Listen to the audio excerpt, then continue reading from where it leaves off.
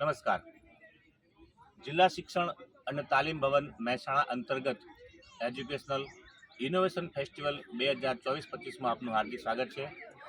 હું સંજય રામાભાઈ પટેલ, બાલશાસન પ્રાથમિક શાળા, તાલુકો જોટાણા, જિલ્લો મહેસાણા. મારા ઇનોવેશનનું શીર્ષક છે વાર્તા દ્વારા વાંચન અર્થગ્રહણ. સમસ્યા: મારી શાળામાં ધોરણ 3 થી 8માં ભણતા વિદ્યાર્થીઓને વાંચન અર્થગ્રહણ કરવામાં કચાશ જોવા મળી અને આ મારી સૌથી મુખ્ય સમસ્યા હતી. સમસ્યાની સ્થિતિ જોઈએ તો 31 જુલાઈ 2024 એફએલએન ડેટા જે મંગાવવામાં આવે છે, આ એફએલએન ડેટાની સ્થિતિ મુજબ આપણે જોઈશું ચાર્ટમાં તો 3 થી 8ના કુલ 107 બાળકો હતા. એ પૈકી 33 બાળકો પ્રિય જણાયા વાંચનમાં, મતલબ 30.84% જેટલા બાળકો મને પ્રિય માલુમ પડ્યા. ત્યારબાદ મધ્યમ બાળકો એ 40 બાળકો હતા, એટલે કે 37.38% જેટલું એમાં મને માલુમ પડ્યું. અને ઉત્તમ બાળકો એ ફક્ત સંખ્યા 34 હતી, એટલે કે 31.78% જેટલું વાંચન અર્થગ્રહણ મને માલુમ પડ્યું. ત્યારબાદ મને લાગ્યું કે આ બાળકોને વાંચન અર્થગ્રહણ સુધારવા માટે મારે કંઈક ને કંઈક પ્રકારનો નવતર પ્રયોગ કરવો પડશે. તો આના માટે મેં એક નવતર પ્રયોગ યુક્ત્યો. દર શનિવારે વર્તમાનપત્રોની અંદર વાર્તાઓ આવતી હોય છે. મેં આ બધા પેપરો વર્તમાનપત્રો ભેગા કર્યા અને એકઠા કર્યા બાદ એમાંથી કટિંગ્સ કર્યા અને કટિંગ્સ કર્યા પછી એનું લેમિનેશન કરાવ્યું. લેમિનેશન કાર્ડ બનાવ્યા પછી શાળાની અંદર એક મોટા ફેનલ બોર્ડની અંદર હું દર સોમવારે એક વાર્તા લગાવું. બાળકોને સૂચના પ્રાર્થનામાં આપી દેતો કે સોમવાર થઈ ગયો છે, નવી વાર્તા લગાવી દીધી છે. સોમવારથી શુક્રવાર સુધી આ 107 બાળકો આ વાર્તાનું વાંચન કરતા, એનું અર્થગ્રહણ કરતા, વાર્તા સમજતા. ત્યાર પછી શનિવારે જ્યારે પ્રાર્થનાની અંદર બાલસભા હોય તો આ બાલસભાની અંદર આ વાંચન કરેલા વિદ્યાર્થીઓમાંથી 10-12 વિદ્યાર્થીઓને આ વાંચન કંઠસ્થ થયેલી હોય અને બાળકો સામે પ્રસ્તુતિ કરવા માટેનો અવસર પ્રાપ્ત કરાવતા.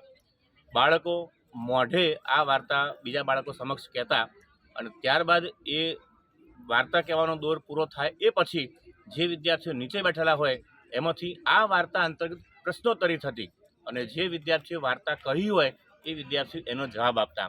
સાચા અર્થમાં તો વિદ્યાર્થીઓ જ્યારે જવાબ આપતા હોય ત્યારે આપણને દિલની ઢાઢક થતી હોય છે કે ખરેખર આ વિદ્યાર્થીઓ ફક્ત વાંચન નથી કર્યું, પણ વાંચન કર્યું છે, એનું અર્થગ્રહણ કર્યું છે અને એટલા માટે જ એના પ્રશ્નોના જવાબ આપી શક્યા છે. છેલ્લે જ્યારે 31 જાન્યુઆરી 2025ના એફએલએન ડેટા આપણે જોઈશું તો ત્યારે ખરેખર મને ખૂબ સંતોષ થયો કે જ્યારે શરૂઆતમાં જ્યારે પ્રિય બાળકોની ટકાવારી આપણે જોઈશું તો 30.84% હતી, પણ પરિણામના ડેટા જોઈશું આપણે 31 જાન્યુઆરી 2025 તો ત્યારે પ્રિય બાળકોનો ફક્ત ને ફક્ત 13 બાળકો આજે એવા છે કે જે વાંચન અર્થગ્રહણમાં કચાશ જોવા મળતી હોય છે અને એની ટકાવારી ફક્ત ને ફક્ત 12.15% જેટલી થઈ ગઈ.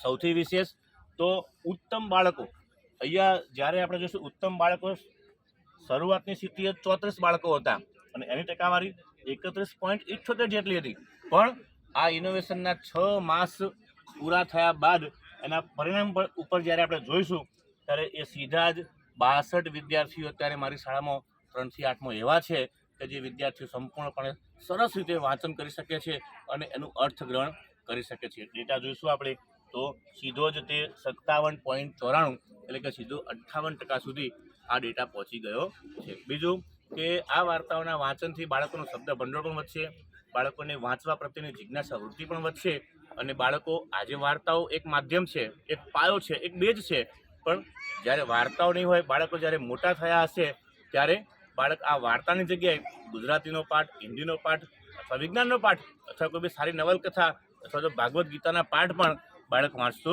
થશે. હવે હું આપને મારા લેમિનેશન કાર્ડ બતાવીશ.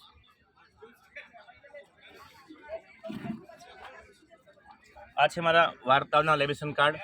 મારી પાસે અત્યારે 150 કે તેથી વધારે આવા કાર્ડ્સ બનાવેલા છે, એટલે આશરે 2 થી 2.5 વર્ષ જેટલો આ સંપૂર્ણ કાર્યકાળ ચાલશે અને મને અપેક્ષા છે કે મારા 107 બાળકો જે છે એમાંના 13 બાળકો હજુ પણ પ્રિય છે, પણ આ 2.5 વર્ષના સંપૂર્ણ મારી વાર્તા દ્વારા વાંચન અર્થગ્રહણ આખું ઇનોવેશન ચાલવાનું છે એમાં હું સંપૂર્ણપણે પ્રિય બાળકોની સંખ્યા 0 કરવાનો પૂરેપૂરો પ્રયત્ન કરીશ.